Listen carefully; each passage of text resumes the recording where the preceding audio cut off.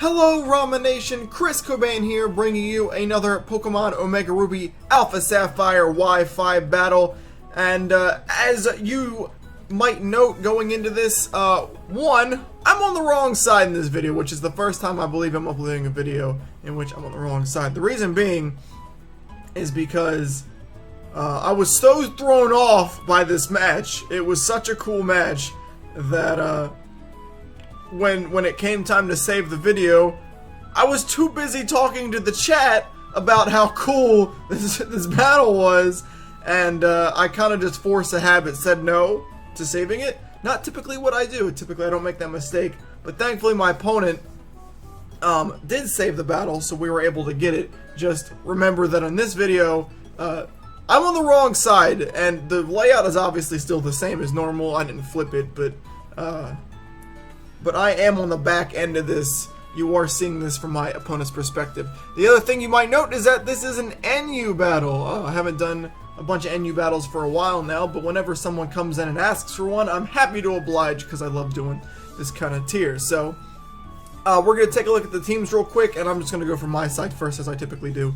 I've got Sog, Furfrou, Caracosta, Ludicolo, Stunfisk, and Rotom. This is actually about the same team I used to win that NU tournament from a long time ago. There's a video of me, of the finals of that, somewhere down on my YouTube channel. The only difference is that Mega Camerupt was banned from NU a while ago, so I replaced him with the best thing I could, and that's Assault Vest Stunfisk. Doesn't do the same thing, and it's not super obvious why in this match, but I'll show you why he might have made a big difference in this matchup.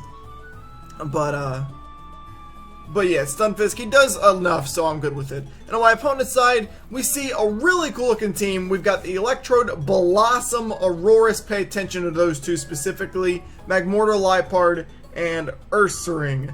So, his lead, I wasn't 100% sure. I was thinking maybe the Electrode, but he didn't have anything that could switch in on a Volt Switch, so my lead was going to be my Specs Rotom, which is what I typically lead with when I know my opponent doesn't have anything to stop it. So he does end up leading with the Electrode, which kind of threw me off a little bit, but that's okay because I knew that he was probably just going to go straight for the same thing I was going to do, which is probably a Volt Switch, most likely Specs actually.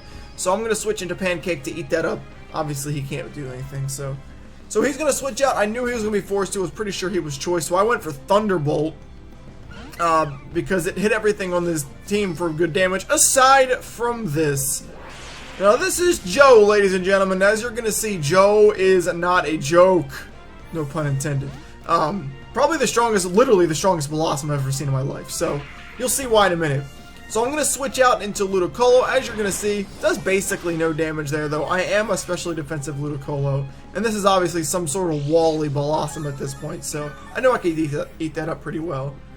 So here, I know I can just freely go for Ice Beam, which I figured was going to be, you know, good chunk of damage, but not really. In fact, it didn't do much more than Thunderbolt did. And this thing reveals Sludge Bomb, which also doesn't do a ton of damage, but still.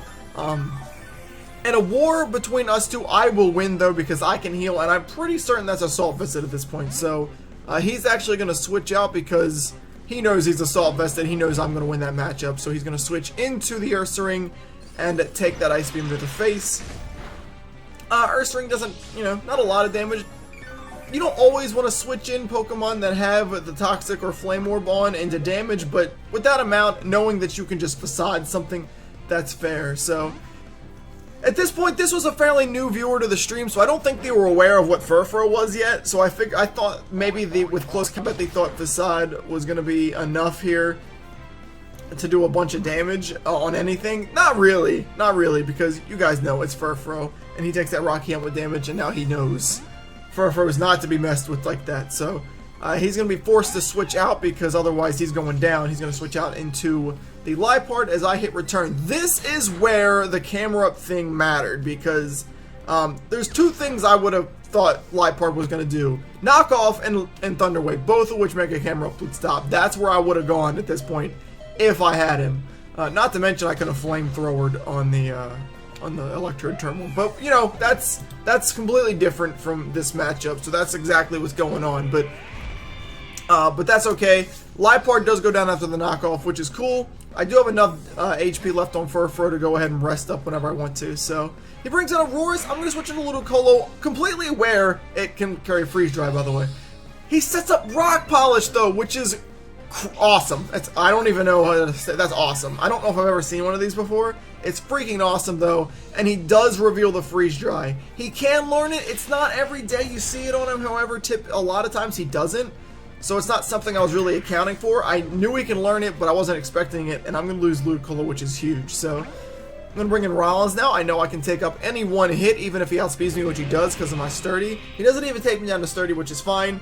And then I'm going to close combat to get rid of him until he reveals Sash, which makes sense because he's a setup set and not very bulky. So I don't know why I didn't expect that.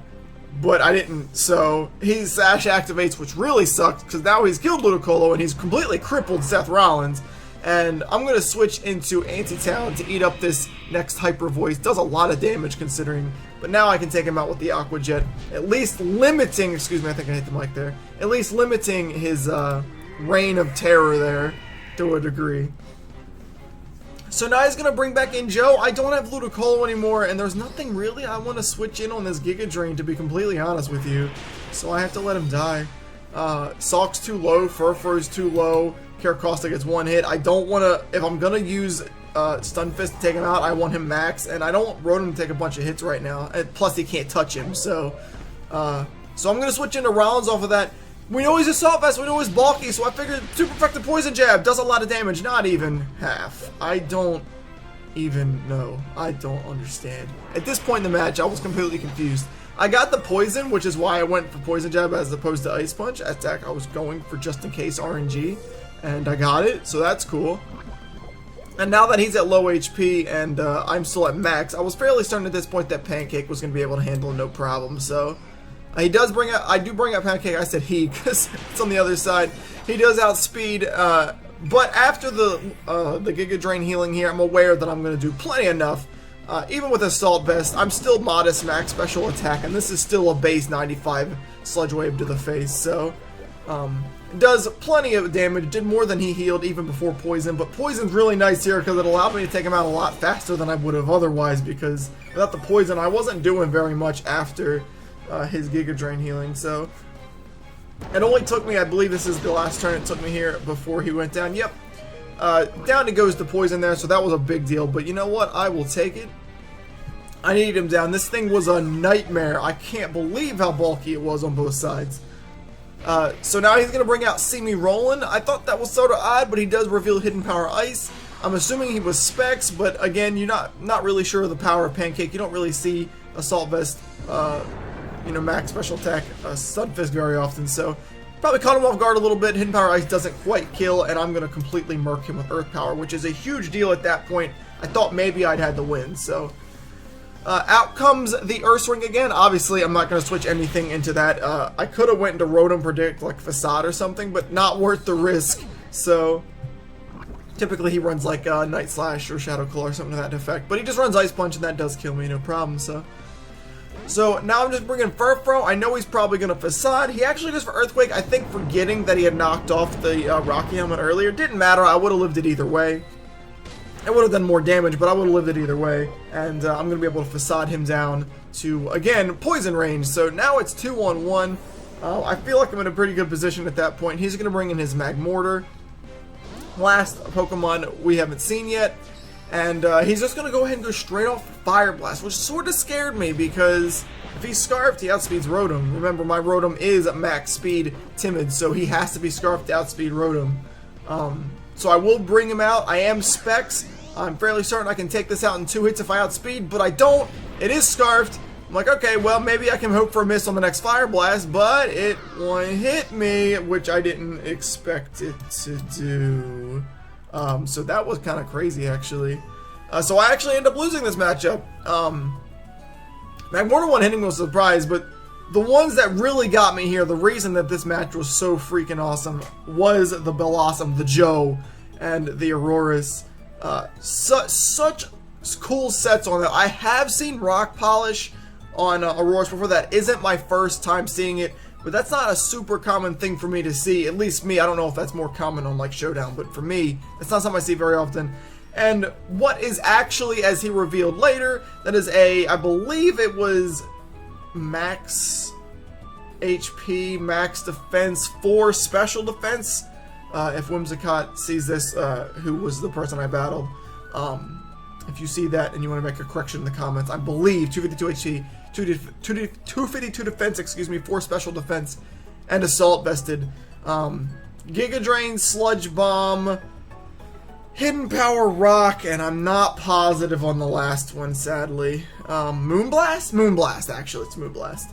Forgot I could learn that. So, awesome set on the Bellosom. Really set him up for the victory there, as well as did the Aurorus, really crippling my Salk and making him unable to do a lot of work, which he typically does. Like I said before, camera may have changed his battle a little bit, but that's not a way to look at this matchup. I was running Stunfisk. He did do his job. He did kill a couple of Pokemon, so he did enough work. But in the end, just not enough on my side, so I ended up taking the loss. So. But that's a really good battle. Like I said before, always love doing these NU's battles. These teams are always so fun to see, and I love seeing sets like I saw in this matchup. There were so many cool things in this, and I just love seeing it. So, but that's it for me, you guys. Obviously, so if you enjoyed the video, do me a favor, hit that like button at the bottom. Really helps me out a lot. You can also subscribe to my YouTube if you haven't done so as well. That'll give you alerts every time I upload a new video. I upload about once every 4 days to a week or so at this point. And if you have not checked out my live stream, I encourage you to do so over at twitch.tv/xChrisCobain. There'll be a link in the description below. But that's it for me, guys, so I'll check you guys out in the next video.